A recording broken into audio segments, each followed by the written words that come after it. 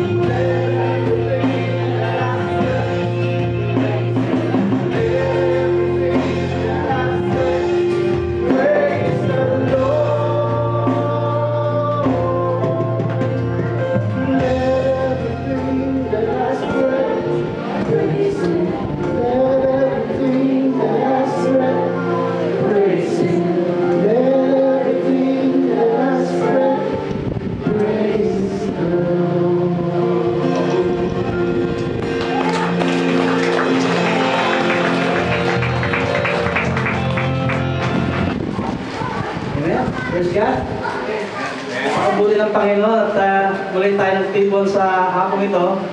Amen. At kami nalulugod na kasama niyo ngayong hapon sa kabila ng mga sakit. Ano po? Ngayong araw na ito ay marami po nagkakasakit sa sadya. Kasama ng pagiging lingkod and actually last night talagang di ako makatayo sa sakit ng ulo. And it's good to remind us with this song. We trade our sorrows because God is our victory. Amen.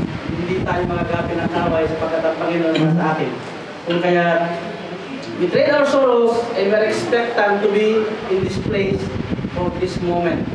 Nothing will hinder us because God is with us. Amen po? Amen. And I do believe kami nga po ay nakakalak na narito. And sabi ko nga na Pastor Gong last time. Paalis pa lang kami sa lugar ko last month. Last month na ba? Parang bilis, no? And we are looking forward for the next visit. And this is the time. For the second time. Pinag-usapan na namin agad kayo sa kayo. Ganyan ka namin kayo kamahal.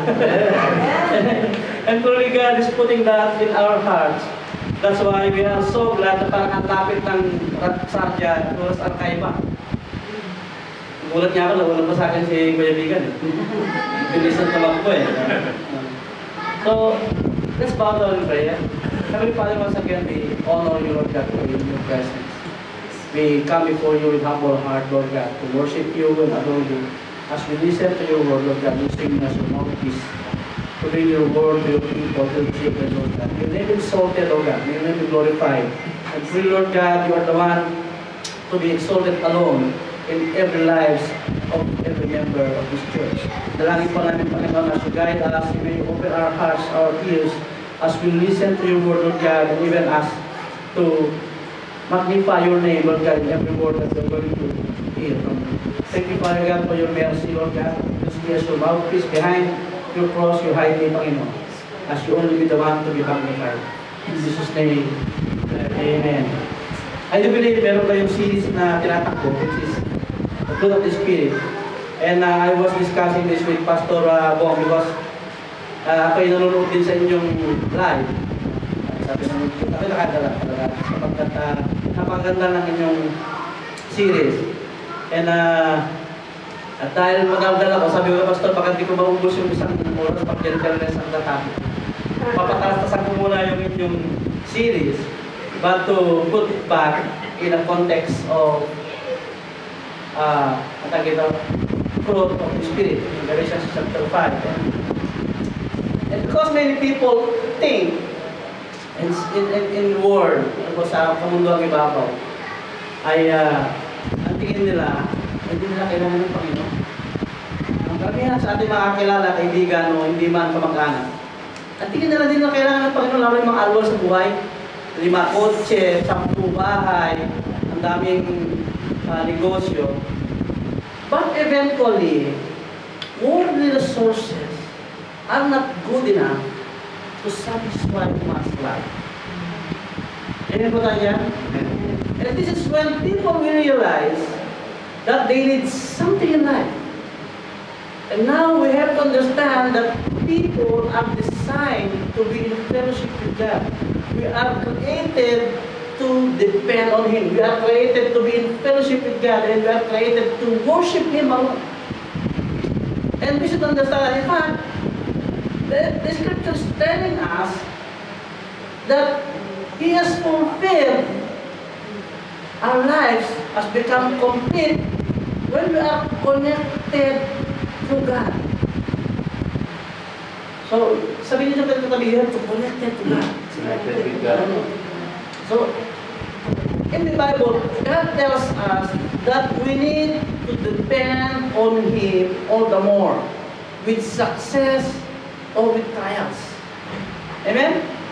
So it says that depending on Him is the only way to find real strength and security in life. And Jesus Himself said that without me, you can do nothing. Wala kang makagawa kung wala ang Panginoong Diyos sa buhay. And ideally, dependency to God, as we are kept connected to God, will make us complete. and fully satisfied. And we read this in John chapter 15. It says, in John 15, the vine and the branches. Nabasa na po natin ito? Kasi pinag-usapan natin yung fruit. So may puno, ano po? The vine and the branches, sabi ng Panginoon sa verse 15, I am the true vine, and my Father is the gardener. He cuts off every branches in me that bears no fruit, while every branches that does bear fruit, He prunes. No? Pinapaganda pa niya lalo. And so that it will be even more fruitful. And you are already clean because of the word I have spoken to you. Sabi pa niya sa verse 4, remain in me as I also remain in you, and no branch can bear fruit by itself. It must remain in the vine, neither can you bear fruits unless you remain in me. And in verse 5, sabi niya doon, I am the vine, you are the branches. If you remain in me and I in you, you will bear much fruit. Apart from me, you can do nothing. If you do remain in me, you are like a branch that it throws away and wither. Such branches are picked up, thrown into the fire, and burned. If you remain in me and my words remain in you, ask whatever you wish, and it will be done for you. This is for my Father's glory, that you bear much fruit, showing yourselves to be my disciples. Ang linaw po, paulit-ulit na sinabi niya, remain in me as you, I in you. So it's total connection. May nakita naman kayo yung puno na ang branch niya nakahiwalay sa ibang puno. Hindi, di ba? So as we have learned that people need God as a force whom our Creator wants to redeem His people back to Him. And a relationship has to be developed between you and Christ. And if you remember that we have learned people should be reconciled back to God, to the Lord Jesus Christ. People are to be rescued in slavery of sin. Tanda nyo last time? SOS. Save our soul. God save our souls. For slavery of sin, we will to hell. And that's why we are to be saved. Because we are doomed to hell if we don't have God. So we have to understand and remember the exclusivity of Christ as the only way to heaven. Wala nang iba. Wala tayong pag-uusapan kung sinasabi punta sa langit. Wala tayong pag-uusapan. It's only Christ alone. Amen? For Christ took our sin and He was crucified as our atonement. And it is serious that He acted accordingly for us to understood this verse that truly we are being redeemed by His blood. And now, as we come in Galatians chapter 5, and it's stated that in the two first sentences, starting from verse 1, it is for freedom that Christ has set us free. Stand firm. Then do not let yourself be burdened again by a yoke of slavery. Amen? Yung ating unang verse ay sinasabi niya dito, napalaya tayo. So, we will going to use that freedom only for Him. Wala iba pa. So, as we go forward, and we dive into our text in Galatians chapter 5, verse 13. Sabi niya dito, you, my brothers and sisters, were called to be free. This is an episode of Paul in Galatians. We're called to be free, but do not use your freedom in those flesh, rather serve one another humbly in love. Alinaw po, no? And in that sense, we realize that we are both in a high price. Binayaran tayo ng Panginoon sa napakamahal na halaga. Ito yung buhay ng Panginoon. And that we gain our freedom through Christ. And we have to take this seriously. Once we were nothing, as like filthy rats, wala tayong kasilbi-silbi. Sabi ko nga, kung katulad ng isang basahan na wala nang kahalos na silbi-silbi, tatapos mo sa basurahan. Pero ang Panginoon, hinugasan tayo ulit, at nilagay ulit tayo sa doorstep, tulad ng Panginoon. Ginamit ulit tayo ng Panginoon. So, we are now enjoying that freedom coming from the Lord. And what? We are going to serve Him only and to serve people of God. Amen? In humbling unity of love. We are united to love one another as we also to hope to love those who haven't heard the gospel. So, in enjoying our freedom, and this going forward to verse 14, for the entire law is fulfilled in keeping this one command. Ano yung one command na yun? Love your neighbor as yourself. No, mahalin mo lang inyong kapwa at tulad ng pagmamahal mo sa yung sarili. Nalala ko nga yung opisina ko, sabi niya, parang may mali doon sa kanta, no? The greatest love of all is easy to achieve. Love yourself is the greatest love of all. Parang mali, no? Sabi niya sa akin, mali talaga yan, bro. Kasi John 3:16 alone is straight away that the very great love that we receive is when Jesus Christ was given to us to be an atonement of our sin. And this is a warning, my brother and sister. If you bind and devour each other, sabi niya sa verse 15, watch out or you will be destroyed by each other. Anong nakikita niyo dito? Parang crab mentality, di ba? Pag mga kapwa, inihila. Minamahal na siya kapwa. So, we have changed that mindset. Napalitan na natin yun. And therefore, it is imperative that people with Christ are to live by the Spirit. Mamumuhay ka sa banal na Espiritu. Malino ba sa atin to? Because when Christ ascended to heaven, ang sinasabi sa disciples, and I will send someone to be your guidance, your counselor. That is the Holy Spirit. And practicing loving people should be in humbleness and compassion. You are not thinking that you are above your brethren. Kasi kung sinabi mo above your brethren, alilain mo yan eh. Otherwise, sabi pa nga ng Biblia, you put down yourself after your brethren para makapagsilbi ka sa Kanya. Because you are putting yourself down so for you to serve. The Bible says, as a believer and followers of Christ, we are very renewed. Bago na tayo. Hindi na tayo luma na napaksama na ugali. Aminin natin, ayan po. I for one, ang tawag na sa akin dati, nung hindi pa ako mananampalataya. Pwede nila ako tawagin Jacob. Dahil ang Jacob ay talagang, I was a very deceiving person. Walang makaisa sa akin, dalawa yung nag-iisa. But then, when God changed my heart, it's a total different around when I was being a victim of those who deceivers. Talagang ramdam ko yung ginagawa ko ng araw. Masakit. And that's how God is teaching us. You are to be put to take your own medicine. Papakain sa iyo yung talagang sarili mong medisina. And so we have to watch ourselves not to practice this anymore. Hindi natin ito tutularan pa ulit. Hindi natin ulit-ulitin ito. And those old habits, itong mga lumang kinagawian, sa lumang kinagawian, those attitudes that bring us into addiction to sin. Tinanggal ng Panginoon. Hindi na tayo binago. And it's within.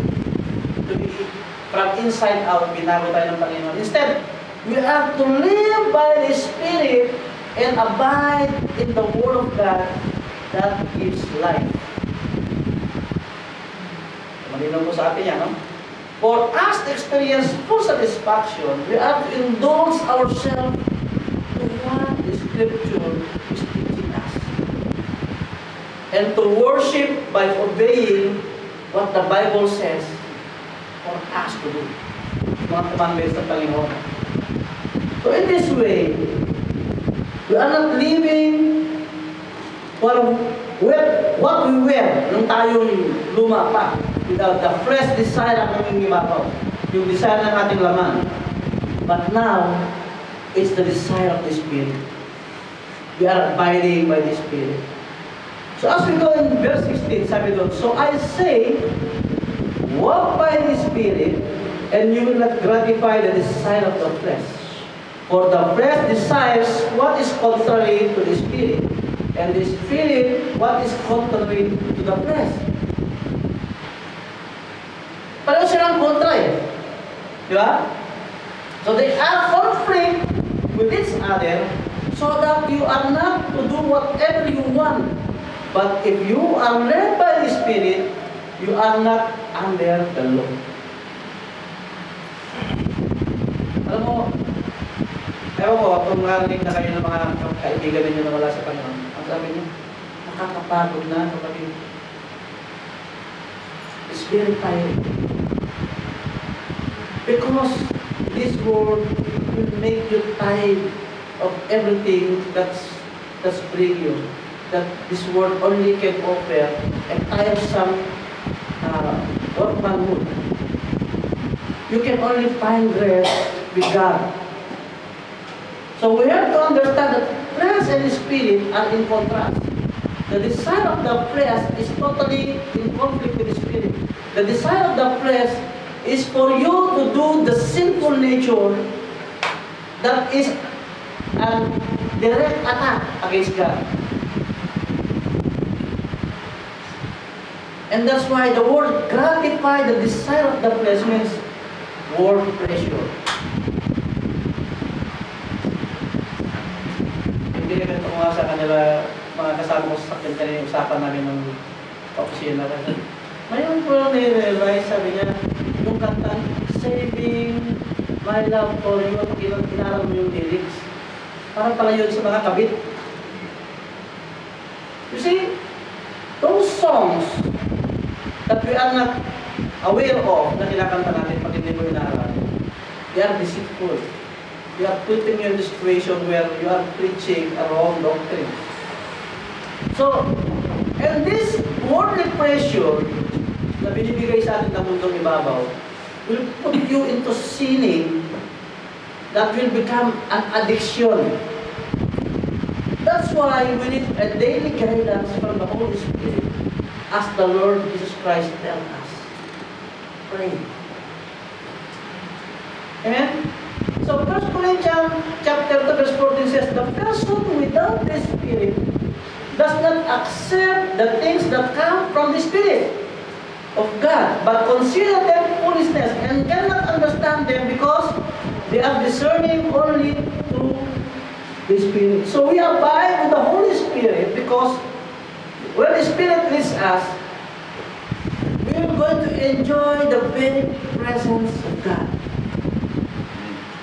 When you are allowing yourself to be indulged in the Spirit, you are enjoying the presence of God. Amen? And that's how you go to get away from the evil works, the Satan attitude. So, people has two options only. May dalawang options lang talaga tayo sa mundo ng bagay. It's either with God or it's either with evil. Walang middle ground. Sabi nga ng Panginoon, if they are against me, you are with me. If you are with me, you are not against me. Hindi naman sinasabi ng Panginoon.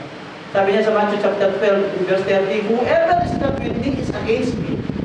And whoever does not gather with me scatters.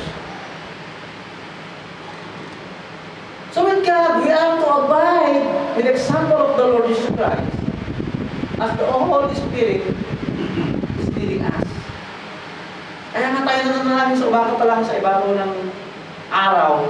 Tayo nananalangin, bago pa lang sumila yung araw, nananalangin natin tayo. Na, alam natin, ang tagpo natin sa mundong ibabaw ay hindi madali because you are fighting against flesh and blood. That's why we need the Holy Spirit guidance for us to be in victorious attitude. Amen? So this is not easy, my brothers and sisters. Because we are still in the flesh. The world is under progress. And our human nature is formidable in conflict with the Holy Spirit. While living in the world, and so we have to be watchful and seek God's protection in everyday we do. Because temptation will always be everywhere facing us sa ating buhay, sa mundong ibabaw. We always encounter temptations, and we are going to be tested. Our faith will always be tested. And what are those the acts of the flesh? Ano ba yung sinasabi sa Biblia na acts of the flesh? The desire of the flesh na pinapakita sa atin. And these are all evident. Galatians chapter 5 verse 19 says, the acts of the flesh are obvious. Obvious daw talaga ito. Sexual immorality, impurity, and debauchery. And in verse 20, idolatry and witchcraft, hatred, discord, jealousy, fits of rage, selfish ambition, dissensions, factions, and envy, drunkenness, orgies, and the like. I warn you, as I did before, that those who live like this will not inherit the kingdom of God. Kumbaga sa Tagalog, ATBP at iba pa. Marami po yan. Kasi sabi pa kanya, and the like. So marami po yan. Hindi lahat na isulat din sa dami ng kasalanan na nakaamba sa akin na pwede natin magawa. And these acts will only lead us into one point, hell. And from there, He is making us away from God. Natatandaan niyo kung meron kayo nagawang kasalanan at nakita niyo hindi yan, piling ko din tataw. Kayo na muna dyan, hindi ako pwede. Diba? Because you feel the guilt. Instead, straight away you have to beg. Nagkanto ko nga kanina yung takbo ni Peter at saka ni Jesus Christ when he was about to pick disciples. Diba? Kumbaga nag-imagine ka ng alam mo yung tamang takbo. Habang nagsasalita si Jesus Christ dito at dito si Peter nag-aalis ng pagpapag. Nakikinig siguro siya para may narinig niya yung at least konti yung nasama. Kapatid, kumusta kayo dyan? May huli ba kayo? Sabi niya siguro, ay wala, magdamag nga kaming namuli, wala kami namuli. Yun, kwentuhan parang kwentuhan normal po. Subukan niya nilalaglag sa kabila, baka sakaling may huli kayo. Siguro baka si Peter ay medyo sarcastic. Sige, sinabi mo yan, so susuhulog ko ito. Eh, nung inulog niya, hindi niya kalahin ang dami sa huli. And from there, nakita niya agad ang kanyang karoon niya. Ang sabi niya, away from the Lord, I will do sinful. Straight away, it should be our attitude. When we see ourselves having a sinful nature, having committed sin, we should see that guilt should be forgiven. That sin has to be forgiven. We should kneel down before God and seek forgiveness. This should be how we respond in every situation that we are in. So we see ourselves as we act daily, and we are in control of the flesh. We have to remove that desire and allow God to control us. Because, you see, we cannot long last professing the word of God, yet you do evil work. You cannot. The mere fact that we are to walk by the Spirit is we have to be filled by the Spirit. And as the metaphor of empty vessel as we are, we have to pour out the old ones because we have to be filled with new ones. So we have to focus walking by the Spirit.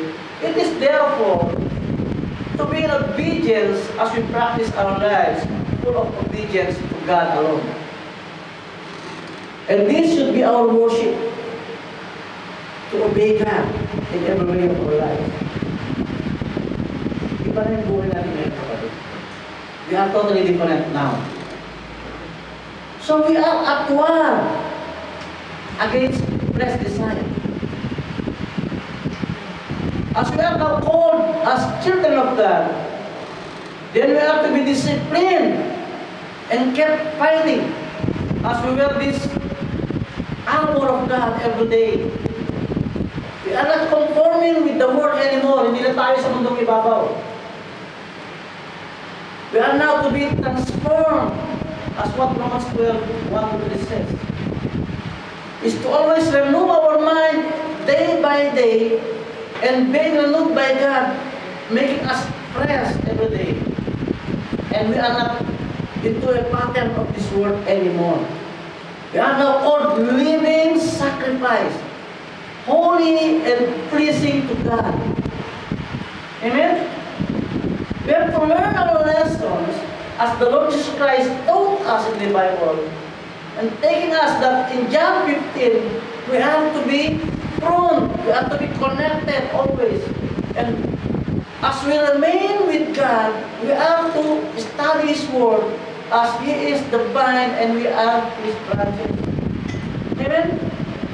Ulitin ko, in verse 5, John chapter 15, I am the vine, you are the branches. If you remain in me and I in you, you will bear much fruit. Ang word doon ay singular, fruit. Apart from me, you can do nothing. So now we are going to have this fruit of the Spirit. I know you've been hearing this preaching about the fruit of the Spirit. So we jump off to Galatians chapter 5, verse 22 to 26, as we are now bearing fruit. Ang sabi niya doon in verse 22, but the fruit of the Spirit is love, joy, peace, forbearance, kindness, goodness, faithfulness, and verse 23, gentleness, and self-control. Against such things there is no law. And those who belong to Christ Jesus have crucified the flesh with its passion and desires. And since we live by the Spirit, let us keep in step with the Spirit, and let us not become conceited, provoking, and envying each other. Maganda, di ba? Kung dati, bumili naman sila ng sasakyan, bibili rin tayo. That's not anymore our attitude. Praise God. Binless sila ng Panginoon bago sasakyan. Baka pasakayan tayo. Di ba? Iba na yung attitude natin ngayon. We are grateful that someone is being blessed by God. Because you do believe that they are being blessed by God. Because they are children of God. And we do the same to us. Amen? That's how you practice humbleness. You know, you are not putting yourself above from your fellows. So, now the list in verse 19 to 21. Akurat. And it is contrast to verse 22 to 23. Because when you see this, you cannot pick one and not the other. You cannot pick love and you don't pick joy. You cannot pick forbearance and you don't pick kindness. You cannot pick goodness and you don't want to pick faithfulness. You want to be gentle and you don't want to be self-conscious. No. It's like a bouquet of flowers. Kaya nga singular, but the fruit without S, is a bouquet. Kaya napakaganda ng series ninyo, pinag-aaralan isa-isa ng inyong elder at ang pastor na pinag-aaralan ninyo. Because it's very fruitful to have this study when you study about love, joy, peace, forbearance, kindness, goodness, faithfulness, gentleness, and self-control. Siya. Napakaganda, no? Because if you want to have this singular fruit as one in mysterious way na binigay sa atin ng Panginoon, it is a package deal from God. It's a package deal. It's like a bouquet of flowers. So, you see, the fruit of the Spirit is always be collective. It produces collectively. It is a beautiful bouquet of virtue that bring us, as this is a blessing and a gift from God in one's life to receive Christ as the Lord and Savior, as a believer. That should be in display. It should be seen in everyday's life. Hindi pwede, bukas, joy muna ako joy muna ako. Martes, peace lang. So meron kang 5 routines in 1 week. Pagdating naman ng Sunday, self-control muna. Hindi po pwede. So, and this fruit of the Spirit, it should be always be magnified in your life, in your daily walk. Daily walk, not monthly walk, daily walk. That the Spirit will always be leading us every day. So as we see ourselves progressing to maturity, ano ba nakikita niyo ba progressing to maturity? Nakita niyo yung bata, ewan ko sa bahay niyo siguro, sa bahay namin nung araw. Kami mga kapatid, susukatan kami yan. Uy, nandito na ako sa kuwit na. After 1 month, uy, ano na, nakapasa ko na yung kuwit, taabot ko na yung sweets, bubuhitan mo. Di ba nakakatawa? When you see yourselves growing and maturing, you always, this excitement within you, that you can even share, lumabog na ako. And you don't even say that lumabog na ako. I can pray for you. I have this feeling, I have to pray for you. You will see that your self-desire is diminishing and your spirit desire is increasing.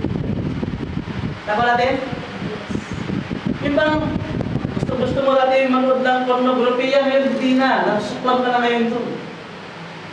Nanonood kayo ng mga sine na puro magpakan, ngayon parang ayaw mo na halos. In fact, itong balat pa hindi yata ko nakapanood ng pelikula. Hindi lang sobrang busy ko sa trabaho. But because of God's making me busy to prepare sermons after sermons. And maybe this is the first time for me to prepare 2 sermons in the morning sa Sarja with different one. And this time is different one. So, it made me busy. That it puts me joy.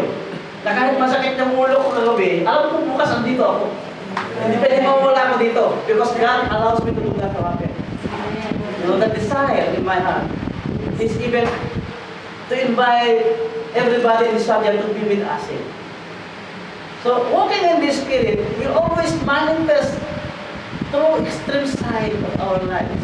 So, when you are walking in this Spirit, you will see the negative side extremely diminishing as the positive side is increasing. Sabi ko right now. So, you are hating your own self.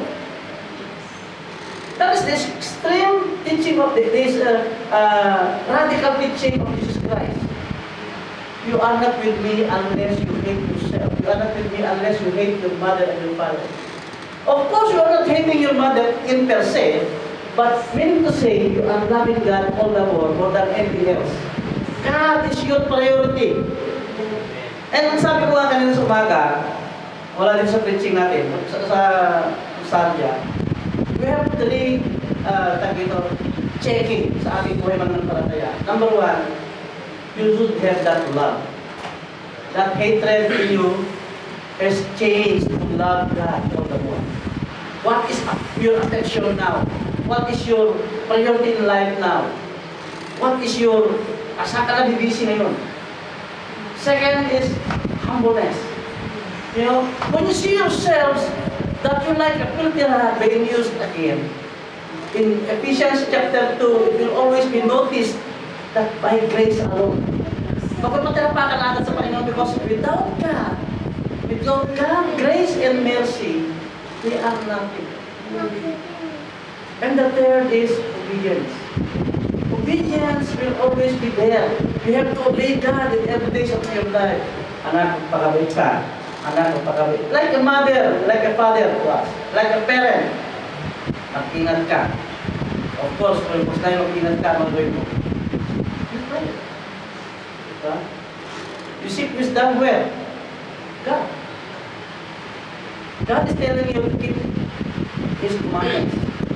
Nalala ko man anak ko on Saturday, kasi meron kaming tinatawag na Saturday disciple. At tinatanggal ko yung mga kanilang stage fright. Okay, anak. Kasi yung anak ko mahihain eh. Pero pagka talubuan, daming alam. Pagka sa harapan, at serious pinag-usapan. Okay, you just speak this one. You remember your memory best? In John 14:15. At sabi doon, if you love me, keep my commands. Okay, you just tell that word and tell me what you understood. So, ang tinuturo talaga sa atin ng Panginoon is, if we love God, we keep His commands. And that command is to be obeyed. So, in verse 24 it states, those who belong to Christ Jesus have crucified the flesh with its passion and desire. Itinako mo na yung luma ang pagkatao. You are a new creation now. Hindi mo na ito namumuhay yung dati mong natutunan na kalokohan. Kundi ang katuruan ng Biblia na bago na ngayon sa'yo. Nagbibigay lugod sa Panginoon. Ninanais mo ngayon ang kalukulan sa Panginoon sa lahat ng buhay mo. You see, life in this world is not that easy. Wala nang madali. Mahirap yan eh. Of course, kung madali yan, wala ka lang dito. Ang madali lang talaga yung matay. Diba? That allows you to live because there's something that He wants you to do more in life. So, it's a daily blood battle, my brothers and sisters. And this is what Ephesians 6 is talking about. To wear the armor of God. And it only implies that we are not fighting against flesh and blood, but against principalities. So walking in the Spirit is not just acting one as like you are just displaying it as your lifestyle.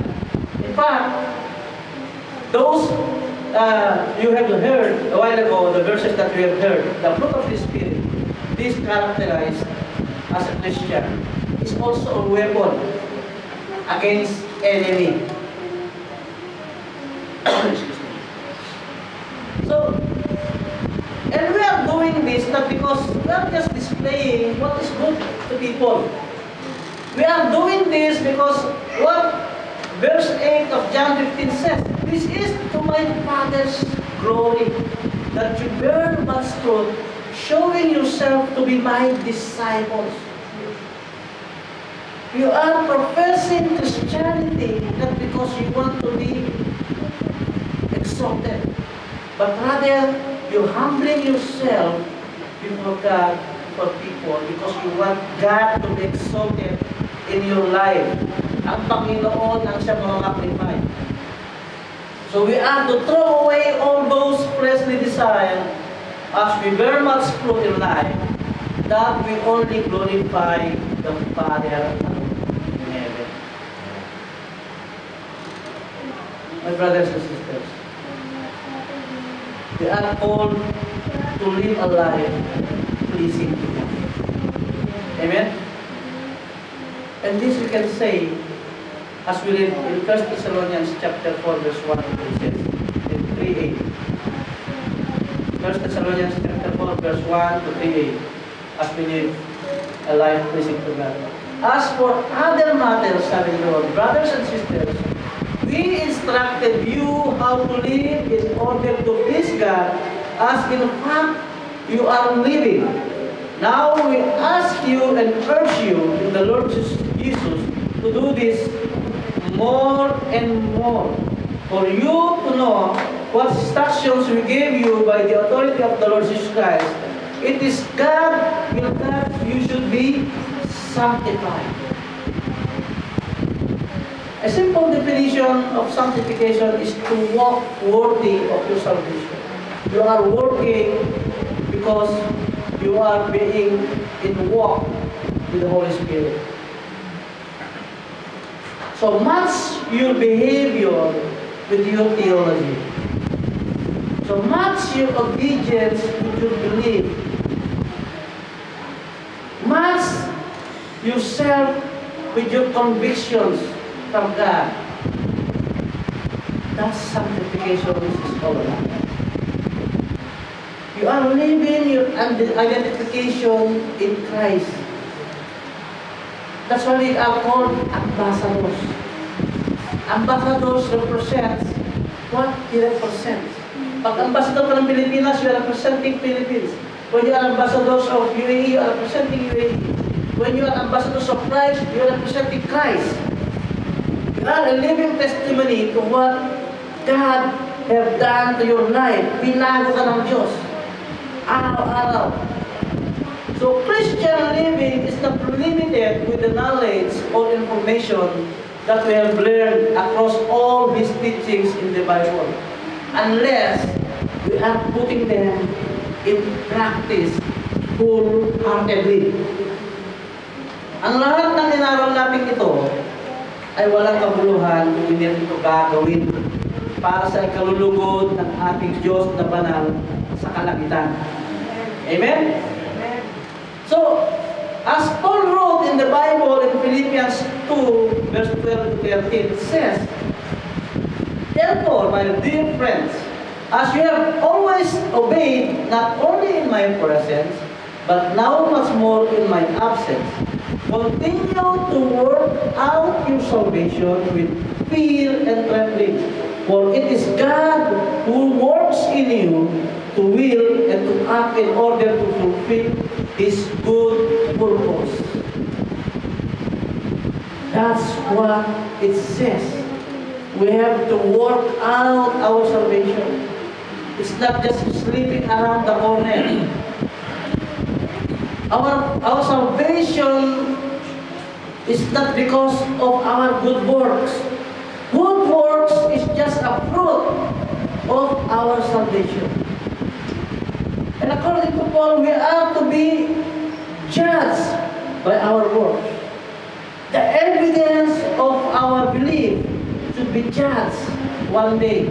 Ano ba pinagagawa mo nasa lupa ka? That's the very questions of God. What have you done as my children? What have you done as my child?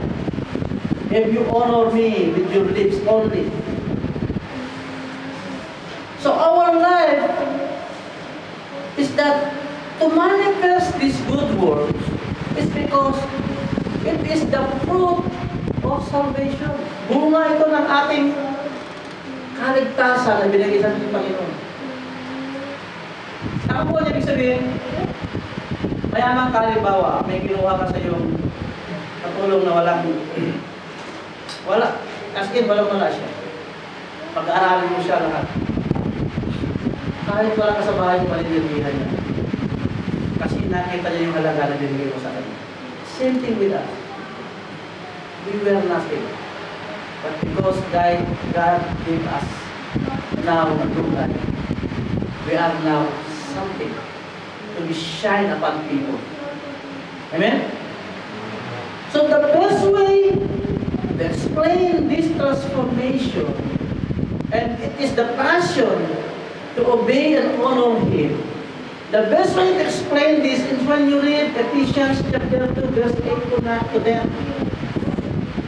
And that will always talk about a good works forward that's set before us. As this is the same that what I wrote by Paul to Philippians in Philippians 4, verse 9. Ano sabi niya sa verse 9? Whatever you have learned or received or heard from me or seen in me, put it into practice, and the God of peace will be with you. So it's always be a total dependence before God. He is our connection. He is our resource. He is our source of everything. And in that way, we are more productive when we are close to God, and without Him, we can do nothing.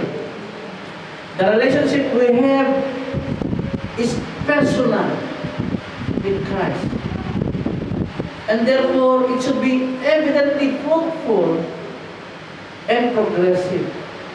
Nakikita sa iyo ng tao ang pagbabago.